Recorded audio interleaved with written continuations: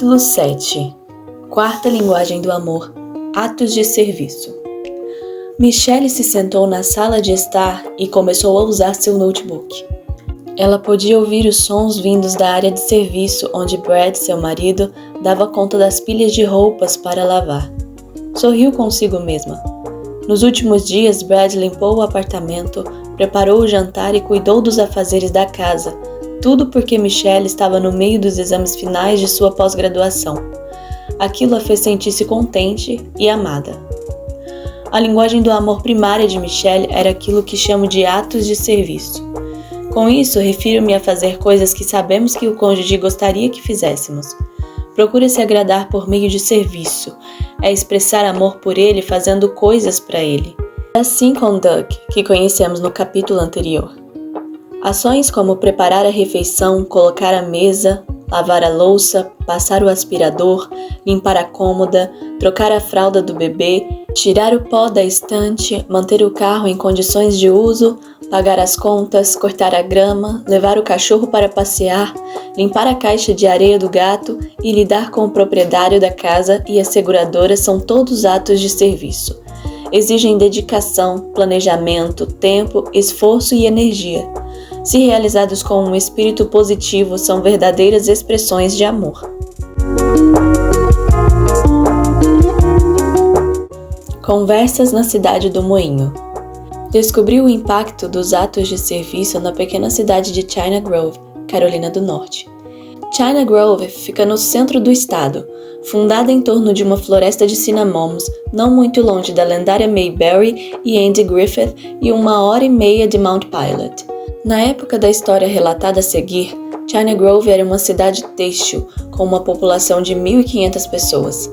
Não visitei aquele local por mais de 10 anos, devido aos meus estudos de antropologia, psicologia e teologia. Estava fazendo minha visita semestral para manter contato com minhas raízes. Quase todas as pessoas que eu conhecia, com exceção do Dr. Sheen e do Dr. Smith, trabalhavam no moinho. O Dr. Sheen era médico e o Dr. Smith, dentista. E é claro, havia o pregador Blackburn, que era pastor da igreja. Para a maioria dos casais em China Grove, a vida girava em torno do trabalho e da igreja.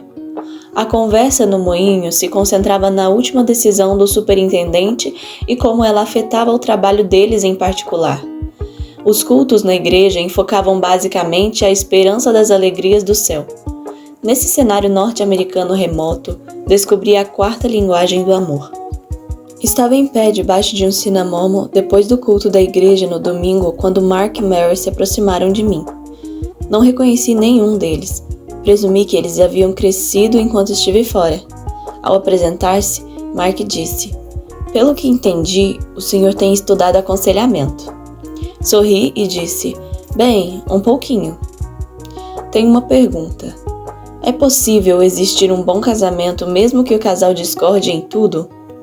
Esse foi um típico exemplo de pergunta teórica com fundo pessoal.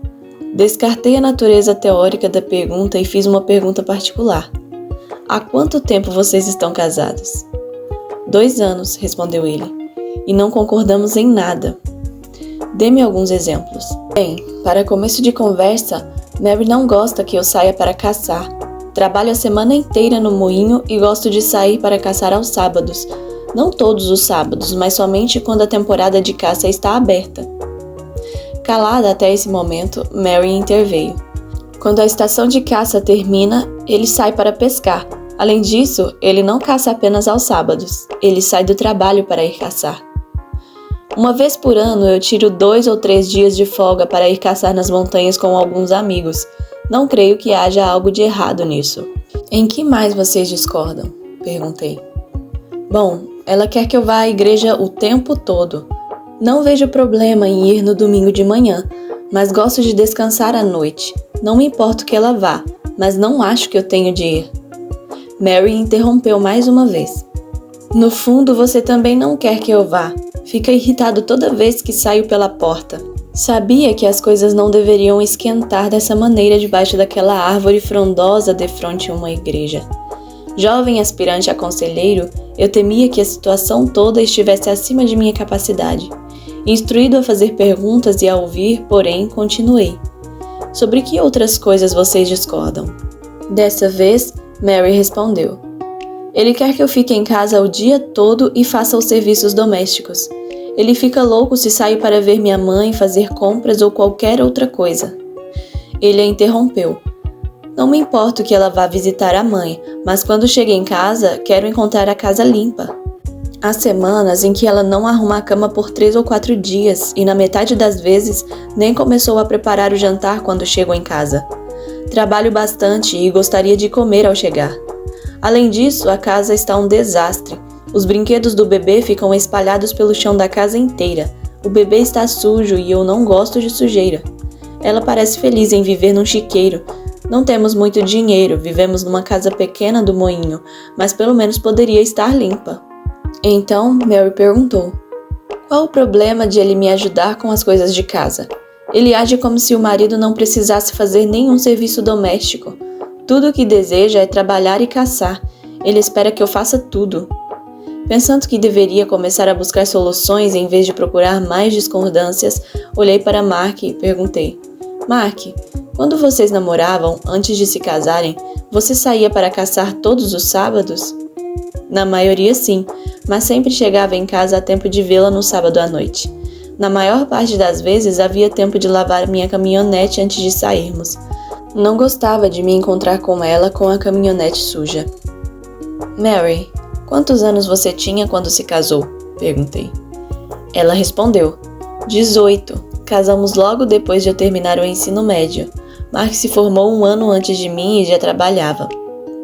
No último ano do ensino médio, com que frequência Mark vinha vê-la? Quase toda a noite. Na verdade, vinha de tarde e era comum ele ficar e jantar com minha família. Ele me ajudava com as tarefas de casa e depois nos sentávamos e conversávamos até a hora do jantar. Mark, o que vocês dois costumavam fazer depois do jantar? Perguntei. Com um sorriso acanhado, Mark olhou para mim e disse: bem, as coisas normais de namorados, você sabe. Mary então interrompeu: mas se eu tivesse alguma coisa da escola para fazer, ele me ajudava. Às vezes passávamos horas trabalhando em tarefas escolares. Eu fiquei encarregada de uma decoração de Natal no último ano. Ele me ajudou durante 3 semanas, todas as tardes. Ele era ótimo. Mudei o foco e me concentrei na terceira área de discordância do casal. Mark, durante o namoro, você ia à igreja com Mary nas noites de domingo? Sim. Se eu não fosse com ela à igreja, não poderia vê-la à noite. O pai dela era bastante exigente. Parecia-me haver uma luz no fim do túnel, mas não estava certo de que Mark e Mary conseguiam vê-la. Dirigi-me para Mary e perguntei: quando você namorava o Mark, o que a convenceu de que ele realmente o amava? O que o tornava diferente dos outros rapazes que você conhecia? A maneira que ele me ajudava com tudo. Mark tinha desejo de me ajudar. Nenhum dos outros rapazes expressou interesse nessas coisas, mas isso parecia normal para Mark. Ele até mesmo me ajudava a lavar a louça quando jantávamos em nossa casa. Era a pessoa mais maravilhosa que eu havia conhecido, mas depois que nos casamos, tudo mudou. Ele não me ajuda em mais nada. Voltando-me para Mark, perguntei: por que você acha que fazia todas aquelas coisas por ela e com ela antes de se casarem? Simplesmente parecia natural para mim. Era o que eu gostaria que alguém fizesse por mim caso se importasse comigo. E a seu ver, qual a razão de ter parado de ajudá-la depois que se casaram? Bem, acho que esperava que funcionasse como em minha família. Meu pai trabalhava e minha mãe cuidava das coisas de casa. Nunca vi meu pai passando aspirador de pó, lavando a louça ou qualquer outro serviço doméstico. Como minha mãe não trabalhava fora, ela mantinha tudo brilhando, preparava todas as refeições, lavava e passava. Talvez eu deduzi que era assim que as coisas deveriam ser. Na esperança de que Mark enxergasse o que eu estava vendo, perguntei: Mark, 1 minuto atrás, o que você ouviu Mary dizer quando perguntei a ela o que a fazia se sentir realmente amada durante o namoro? Ele respondeu: ajudá-la com as coisas e fazer atividades com ela. Assim, consegue entender como ela deve ter se sentido não amada quando você parou de ajudá-la com as coisas? Ele concordou com a cabeça. Continuei: para você, era normal seguir o modelo de sua mãe e de seu pai no casamento. A maioria de nós tende a fazer isso, mas seu comportamento para com Mary mudou radicalmente em relação ao período do namoro. A única coisa que a assegurava do seu amor desapareceu. Em seguida, olhei para Mary e perguntei: o que você ouviu Mark dizer quando eu perguntei a ele a razão de fazer todas aquelas coisas para ajudá-la durante o período de namoro? Ele disse que aquilo era natural para ele.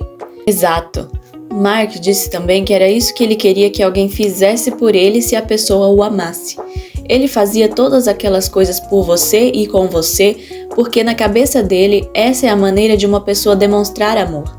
Assim que vocês se casaram e passaram a viver em sua própria casa, ele tinha expectativas em relação à sua forma de agir se você o amasse. Você manteria a casa limpa, cozinharia e assim por diante.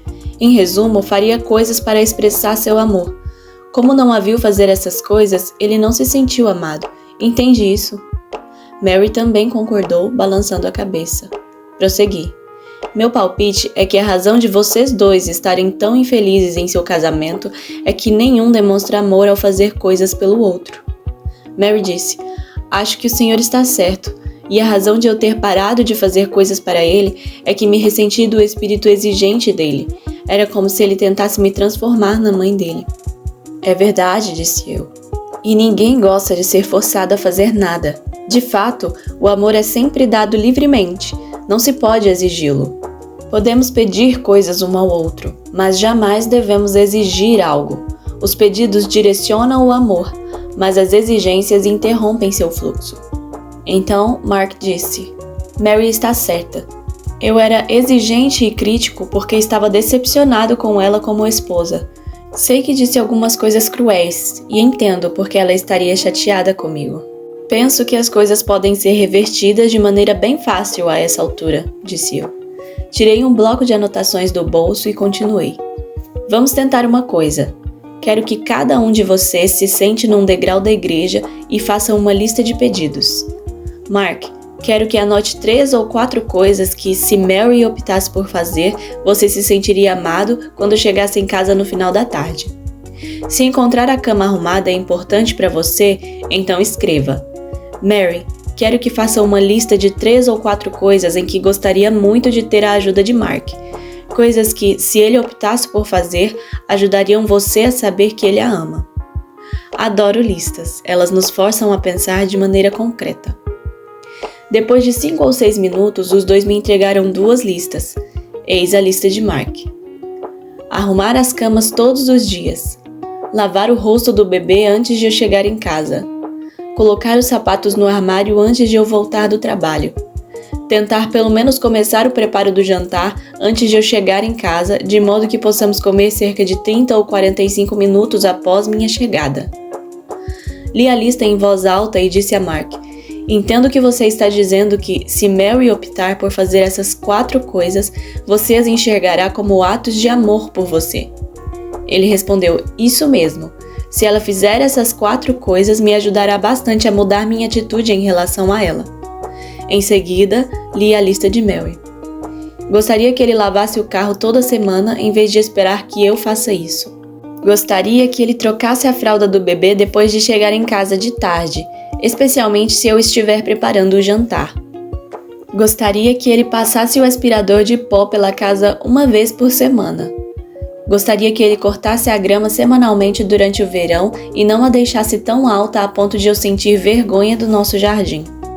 Então eu disse: Mary, entendo que você está dizendo que, se Mark optar por fazer essas 4 coisas, você receberá as ações dele como expressões genuínas de amor por você. Isso mesmo, seria maravilhoso se ele fizesse essas coisas por mim. A lista lhe parece razoável, Mark? É possível você fazer essas coisas? Sim, respondeu ele. Mary, os itens da lista de Mark lhe parecem razoáveis e factíveis? Você acha que seria capaz de realizá-las se optasse por fazer isso? Sim, disse ela. Posso fazer essas coisas. No passado me sentia sobrecarregada porque não importava o que eu fizesse, nunca era suficiente. Voltei-me para Mark. Você entende que estou sugerindo uma mudança de modelo de casamento em relação ao de seus pais? Ah, mas meu pai cortava a grama e lavava o carro. mas não trocava as fraldas nem passava aspirador, certo? Certo. Você não precisa fazer isso, entendeu? Se fizer, porém, será um ato de amor para Mary. Também falei com Mary. Você entende que não precisa fazer essas coisas, mas se desejar expressar amor por Mark, aí estão 4 maneiras significativas para ele. Quero sugerir que vocês tentem fazer isso por 2 meses e analisem se isso os ajudará. No final desse tempo, talvez queiram adicionar outros pedidos à lista e compartilhá-los. Eu, porém, não adicionaria mais de um pedido por mês. Isso faz muito sentido, disse Mary. Penso que você nos ajudou bastante, adicionou Mark. Deram-se as mãos e seguiram em direção ao carro. Pensei comigo mesmo. Acredito que é isso que a igreja deve ser. Acho que vou gostar de ser conselheiro. Nunca me esqueci da percepção adquirida debaixo daquele cinamomo. Depois de anos de pesquisa, dei-me conta da situação singular que Mark e Mary me apresentaram. É muito raro encontrar um casal em que os dois possuem a mesma linguagem do amor. Atos de serviço eram a linguagem do amor primária tanto para Mark quanto para Mary. Centenas de indivíduos podem se identificar com ele ou com ela e reconhecer que a principal maneira de se sentirem amados ocorre por meio de atos de serviço da parte de seu cônjuge. Guardar os sapatos, trocar as fraldas do bebê, lavar a louça ou o carro, passar o aspirador ou cortar a grama são atitudes que falam muito alto à pessoa cuja linguagem do amor primária são atos de serviço. Você pode estar pensando, se Mark e Mary possuíam a mesma linguagem do amor primária, por que tinham tantos problemas? A resposta reside no fato de eles falarem dialetos diferentes.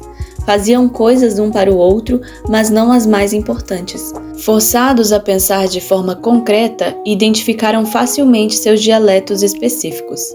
Para Mary, consistia em lavar o carro, trocar a fralda do bebê, passar o aspirador na casa e cortar a grama, enquanto para Mark era arrumar a cama, lavar o rosto do bebê, colocar os sapatos no armário e ter o jantar encaminhado quando ele chegasse em casa do trabalho. Quando começaram a falar os dialetos corretos, o tanque de amor de ambos começou a se encher. Como atos de serviço eram a linguagem do amor primária deles, aprender o dialeto específico do outro foi relativamente fácil.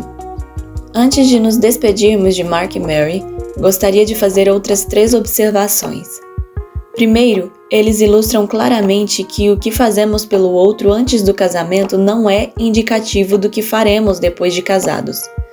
Antes do casamento, somos impulsionados pela força obsessiva da paixão. Depois do casamento, voltamos a ser quem éramos antes de nos apaixonarmos. Nossas ações são influenciadas pelo modelo de nossos pais, nossa própria personalidade, nossas percepções do amor, nossas emoções, necessidades e nossos desejos.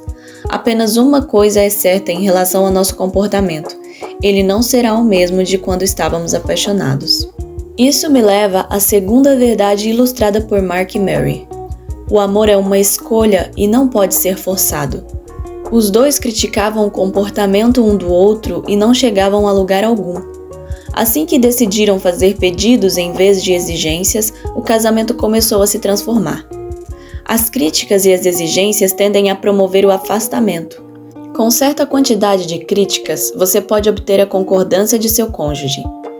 Ele pode fazer o que você deseja, mas provavelmente não será uma expressão de amor. Você pode dar orientação ao amor por meio de pedidos como: gostaria que você lavasse o carro, ou trocasse a fralda do bebê, ou cortasse a grama. Mas não pode criar a vontade de amar. Cada um de nós decide diariamente amar ou não o nosso cônjuge. Se escolhermos amar, então expressar esse amor da maneira que nosso cônjuge pede tornará nosso amor mais eficiente em termos emocionais. Existe uma terceira verdade que apenas o casal maduro será capaz de ouvir. As críticas feitas por meu cônjuge sobre o meu comportamento me oferecem a indicação mais clara de qual é a linguagem do amor primária dele. As pessoas tendem a criticar seu cônjuge com mais intensidade na área onde elas próprias têm maior necessidade emocional. A crítica é uma maneira ineficaz de implorar amor. Entendido isso, teremos maior facilidade de processar as críticas mais produtivamente. Uma esposa pode dizer a seu marido depois de ele a ter criticado: e entendo que isso é extremamente importante para você. Por favor, você poderia me explicar por que isso é tão fundamental? As críticas normalmente pedem esclarecimentos. Uma conversa desse tipo pode transformar a crítica num pedido e não em uma exigência. O fato de Mary criticar constantemente as saídas de Mark para caçar não era uma expressão de seu ódio pelo esporte. Ela culpava a caça de ser a prática que o impedia de lavar o carro, passar o aspirador na casa e cortar a grama. Quando ele aprendeu a satisfazer a necessidade de amor dela ao falar sua linguagem emocional, ela se tornou livre para apoiá-lo em sua caça. Capacho ou amado? Eu o sirvo há 20 anos. Dou preferência a ele em tudo. Fui seu capacho enquanto ele me ignorava, maltratava e humilhava na frente de meus amigos e de minha família. Não o odeio. Não lhe desejo nenhum mal, mas me ressinto dele e não quero mais viver ao seu lado. Essa esposa realizou atos de serviço por 20 anos, mas eles não eram expressões de amor.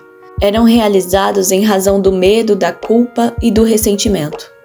Um capacho é um objeto inanimado. Você pode limpar os pés nele, pisá-lo, chutá-lo ou qualquer coisa que desejar. Ele não tem vontade própria. Ele pode ser seu servo, mas não seu amado. Excluímos a possibilidade do amor como tratamos nosso cônjuge como objeto. A manipulação através da culpa, se você fosse um bom marido, faria isso por mim, não é linguagem do amor. A coerção pelo medo, faça isso, senão você vai se arrepender, é algo estranho ao amor. Ninguém deve ser um capacho. Podemos nos permitir ser usados, mas somos criaturas com emoções, pensamentos e desejos. Temos a capacidade de tomar decisões e de agir. Permitir-se ser usado ou manipulado por outra pessoa não é um ato de amor, mas de traição. Você permite que a outra pessoa desenvolva hábitos desumanos. O amor diz: eu o amo demais para permitir que você me trate dessa maneira. Isso não é bom nem para mim, nem para você. O aprendizado da linguagem de atos de serviço exige que reexaminemos nossos estereótipos dos papéis de marido e esposa. Esses papéis estão em constante mudança, mas modelos de nosso passado podem perdurar. Mark estava fazendo o que a maioria de nós faz naturalmente, seguindo o modelo de seu pai e de sua mãe. Nem isso, porém, ele fazia direito. Seu pai lavava o carro e cortava a grama. Não era o caso de Mark, mas essa era sua imagem mental relativa às obrigações de um marido. Ele definitivamente não se via passando aspirador na casa nem trocando as fraldas do bebê. É preciso ser justo e dizer que ele se dispôs a romper com esse estereótipo assim que percebeu a importância que Mary conferia a essas coisas. Precisamos fazer o mesmo se a linguagem do amor primária do cônjuge nos pedir algo que pareça impróprio a nosso papel. Devido às mudanças sociológicas dos últimos 40 anos, não nos apegamos mais a certas noções dos papéis masculino e feminino na sociedade ocidental. Isso não significa, contudo, que todos os estereótipos foram erradicados. Significa, pelo contrário, que o número de estereótipos se multiplicou. Antes do maior poder de alcance da mídia, a ideia do que o marido ou a esposa deveriam fazer e como cada um deles deveria agir era influenciada basicamente pelos próprios pais da pessoa. No entanto, com a inserção da televisão, o aumento da mobilidade, a crescente diversidade cultural e a proliferação de famílias de pais solteiros, os modelos são muitas vezes influenciados por forças externas ao lar. Sejam quais forem suas percepções a respeito, é bem possível que seu cônjuge entenda os papéis conjugais de maneira um pouco diferente de você. Uma disposição de examinar e mudar os estereótipos é necessária para que se possa expressar amor de forma eficiente. Lembre-se de que não há recompensas em manter-se os estereótipos, mas existem enormes benefícios em satisfazer as necessidades emocionais de seu cônjuge. Recentemente, uma esposa me disse: Dr. Chapman, vou mandar todas as minhas amigas ao seu seminário. E por que você faria isso? Perguntei. Porque ele mudou radicalmente meu casamento. Antes do seminário, Bob não me ajudava em nada. Nós dois começamos a trabalhar logo depois da universidade, mas sempre coube a mim a responsabilidade de fazer o serviço doméstico. Era como se nunca passasse pela mente dele que fosse preciso me ajudar com alguma coisa. Depois do seminário, ele começou a me perguntar: "O que posso fazer para ajudá-la hoje à noite?" Foi maravilhoso. No início, não pude acreditar que aquilo estava acontecendo, mas essa postura já persiste por 3 anos. Depois de fazer uma pausa, ela prosseguiu: "Tenho de admitir que houve momentos difíceis e engraçados naquelas primeiras semanas, porque ele não sabia fazer nada. Na primeira vez em que ajudou a colocar as roupas para lavar, usou água sanitária concentrada em vez de sabão em pó. Nossas toalhas azuis saíram da máquina cheias de manchas brancas. Depois, ele usou pela primeira vez o triturador de alimentos da pia. Fez um barulho estranho e pouco depois, bolhas de sabão começaram a sair do ralo da pia ao lado.